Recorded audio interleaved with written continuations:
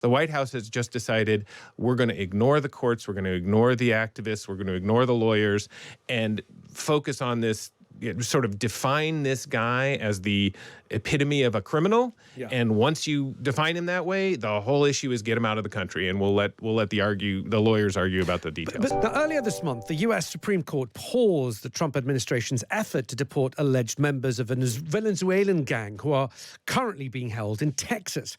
Now, it's the latest battle between the court and the White House over Donald Trump's hardline immigration policy.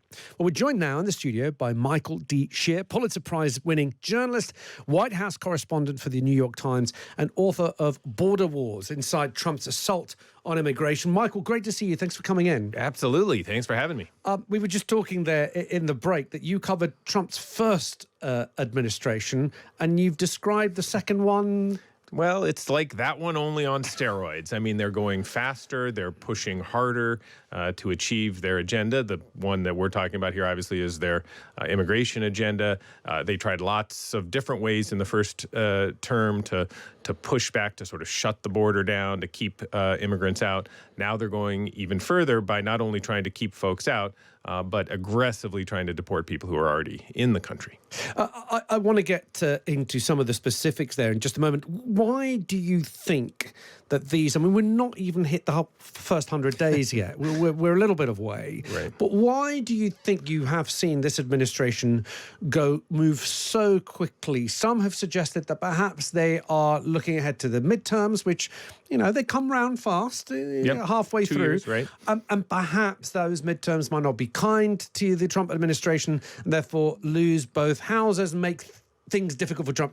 Do you think that's a valid reasoning? It is, but I don't think it tells the whole story, right? The midterm elections of an American president usually go against the person who's in the White House. So there is a sense that if they lose the control of Congress, they lose the ability to legislate in as aggressively as they want to. The thing that's happening here, though, is actually not pushing hard on legislation, right, to get Congress to approve things while they are able to. They could be doing that. They're not. What they're doing is using executive authority, and I think most of that has to do with a feeling that the best way to push back against what they knew was going to be opposition from the courts, from activists, from Democrats, was a kind of shock and awe approach where they just barrel through everything that they want to do without hesitation, without pause. I think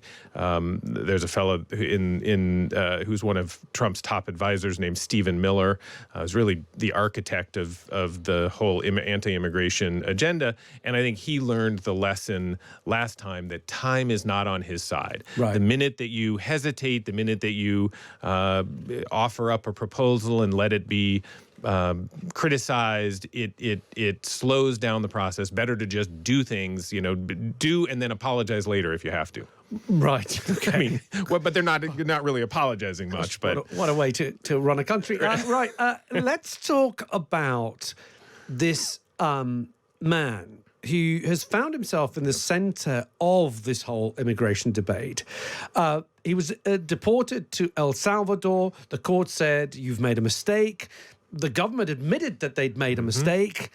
And yet we are seeing the White House now push back on that. So can you just tell us the story? Because I have to say, I told you in the break, I am so confused. It's a really confusing fight. And essentially, I think the reason it's confusing is that the two sides are arguing about two different issues. Right. The White House would like to make it about deporting a criminal, right? Yes.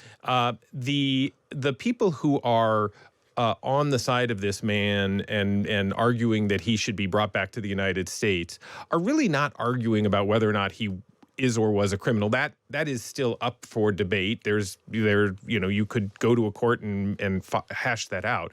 What they're really fighting about is executive power and the limits of executive power and how much does the president have to listen to what the courts say, right? And I think that what the White House has concluded from their standpoint is that the issue about executive power is kind of vague and not something that your average beer-drinking guy in a steel mill town like that he doesn't care about executive power and the limits on power and court authority, but they do care about people like that. Do care about criminals. Yeah. And so I think they've just decided, and it's like two people arguing past each other with completely different arguments. The White House has just decided we're going to ignore the courts, we're going to ignore the activists, we're going to ignore the lawyers, and focus on this, sort of define this guy as the epitome of a criminal. Yeah. And once you define him that way, the whole issue is get him out of the country, and we'll let the lawyers argue about the details. But this man had a legal right to be in the country, right?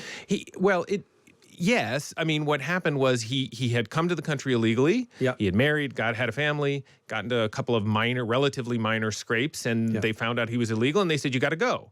But then a judge, and this is the last thing before the current situation, a judge said, we can't deport him. This was several years ago. We can't deport him back to El Salvador because if you do, he's threatened because in El Salvador, there are gangs that are likely to kill him. Right. And so, the U.S. has a process that says, the United States won't deport somebody back to a place that could be dangerous for him. So that was the status quo when he was scooped up and sent to El Salvador. And what the court and what the government admitted was, oops, like we didn't notice that he had this protection in place. I see. Right? And so the lawyers, the advocates are right. He should legally not have been deported.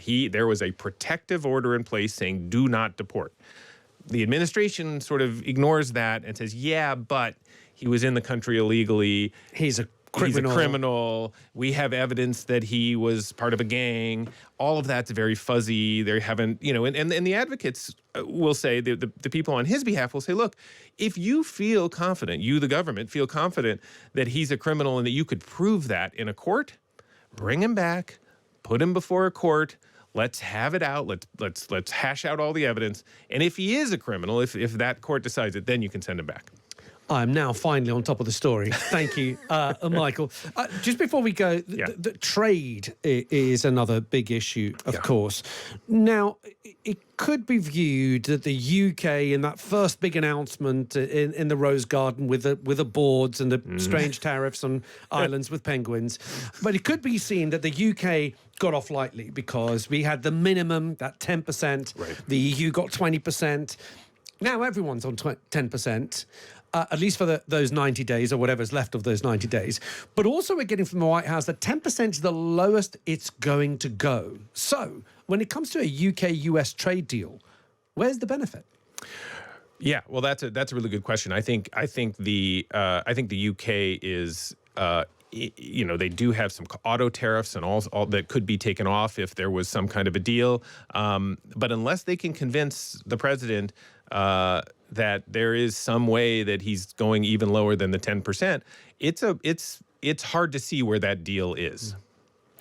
Do you think that there will be a carve-out, particularly when it comes to cars? I think we export about £9 billion worth of cars. That is one of the big ones. Is there room for manoeuvre? And possibly what would the US want in return? I think that I think the way to think about what Trump is trying to do here is not a negotiation solely over trade. There will be some negotiation over trade and back and forth. The UK in particular with the US doesn't really have much of a trade deficit. There isn't that much of a trade problem. So I think what you'll find is the president in each of these negotiations trying to extract concessions that have nothing to do with trade. And so, what is that in the UK? Does that have to do with support for positions that the UK or that the United States wants that might not be popular? Maybe they say we want Britain to advocate for Greenland to become part of the United States or something that's completely not related to the trade issue, but he's using it as leverage on countries in ways that I don't think we know really what will be. Michael, thank you so much for coming in. It's a real pleasure to speak to you. And thank you for clarifying what's happening in the US with immigration. I'm sure that's going to be a conversation that will continue to roll. So thank you for giving us your time. Michael D. Shear there, a Pulitzer Prize-winning journalist, White House correspondent for the New York Times, and author of Border Wars, Inside Trump's Assault on Immigration.